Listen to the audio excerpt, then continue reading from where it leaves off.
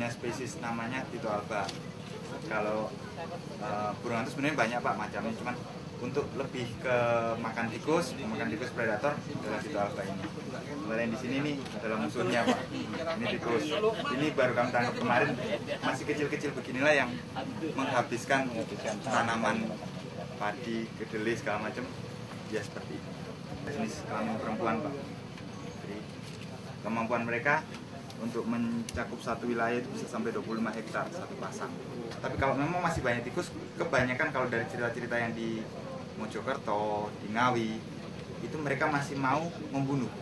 Jadi hanya mengambil kepalanya saja, badannya ditinggal. Jadi kalau lihat morfologi dari kehidupannya dia, dari telur sampai bisa berburu, itu kurang lebih 3 bulan Pak.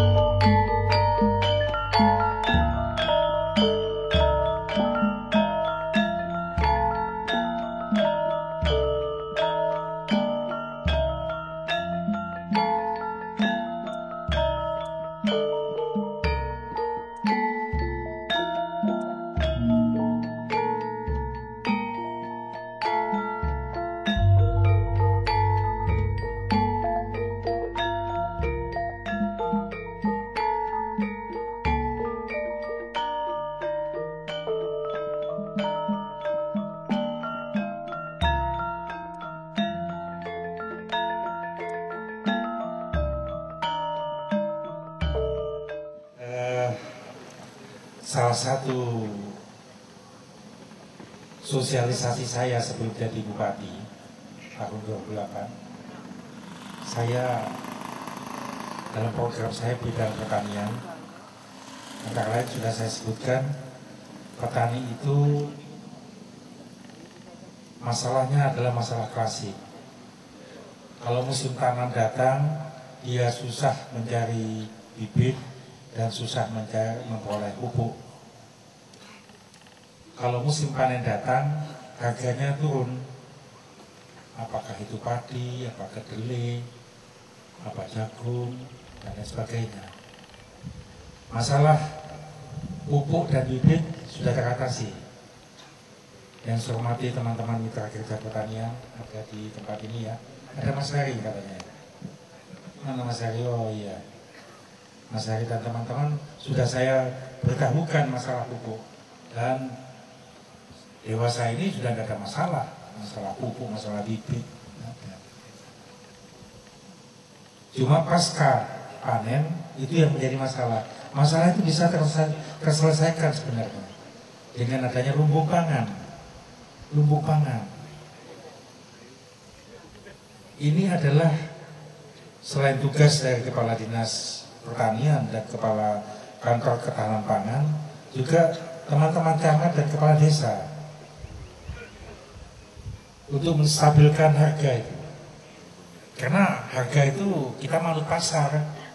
Tidak bisa sekarang pemerintah itu mendikte produsen untuk supaya mempengaruhi pasar, tidak bisa. Yang bisa adalah petani itu sendiri.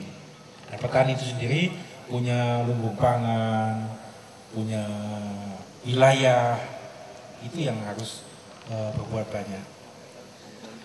Kemudian masalah pengairan, mana Pak Nuk?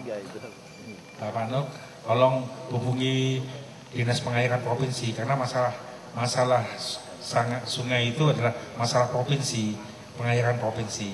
Tetapi itu bisa diatasi dengan membentuk HIPA gabungan. Jadi ada HIPA gabungan, karena bagaimanapun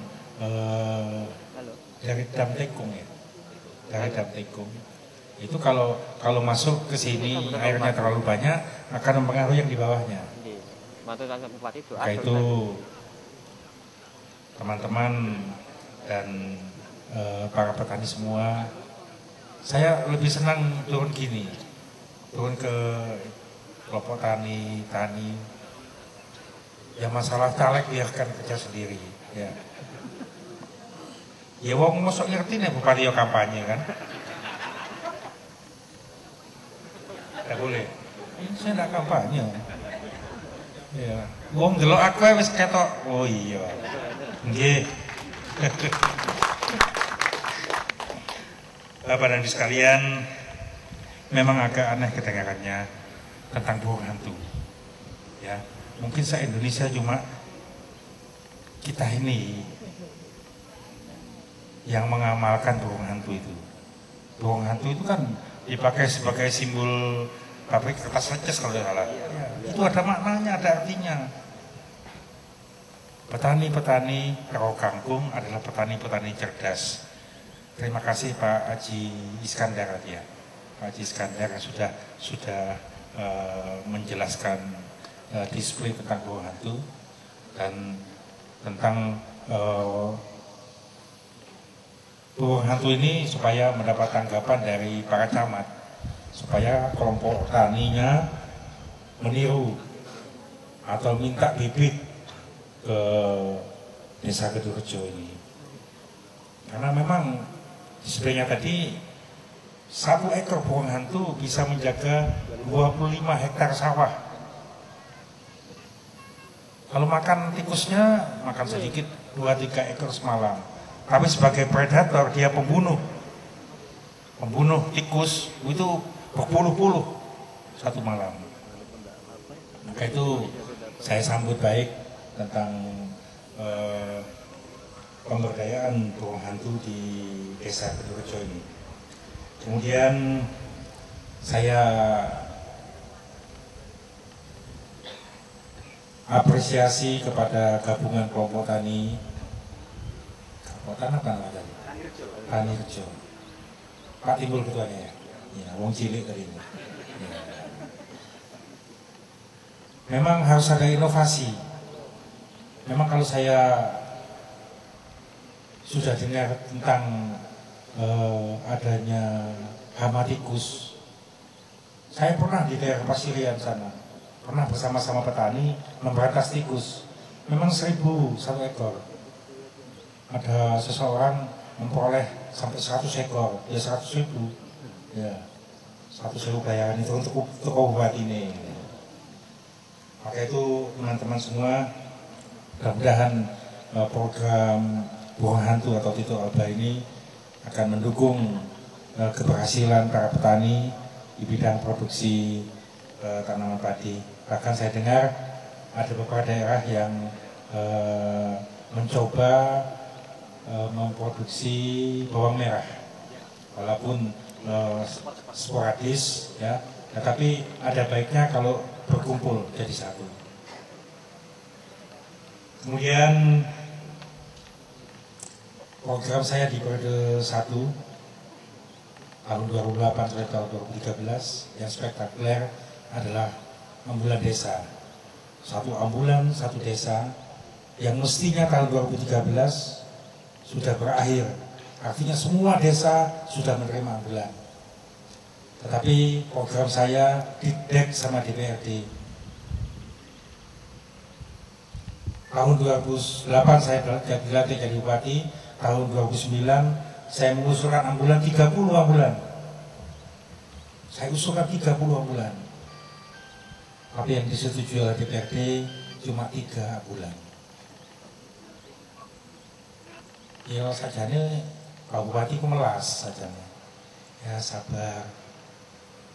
Tahun 2010 saya mengusulkan 30 ambulan. direalisir, didrop, disetujui 30 bulan. Itu karena ketua DPRD-nya naik haji sama Pak Wabub ini. Ya. Tahun berikutnya tukaran lagi, dapat 10 bulan. Itu pun yang menyelesaikan Pak Gubernur Provinsi. Total jenderal 79 bulan dari 205 desa yang seharusnya menerima bulan. Untung Baik Selamat saya kepilih lagi pada Pilgub tahun 2013.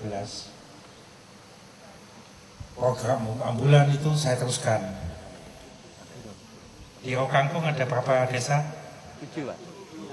7. Yang menerima ambulan? Satu. Berarti 6 desa itu harus mendukung saya itu. Gak bisa-bisa itu. Hari ini sama saya dengan Bapak Kepala Desa Kedungrejo, Kecamatan Rokangkung, menyaksikan secara bersama-sama kegiatan pelepasan dan sekaligus pelestarian burung hantu atau Tito Alba yang dilakukan oleh Bapak Bupati Lumajang.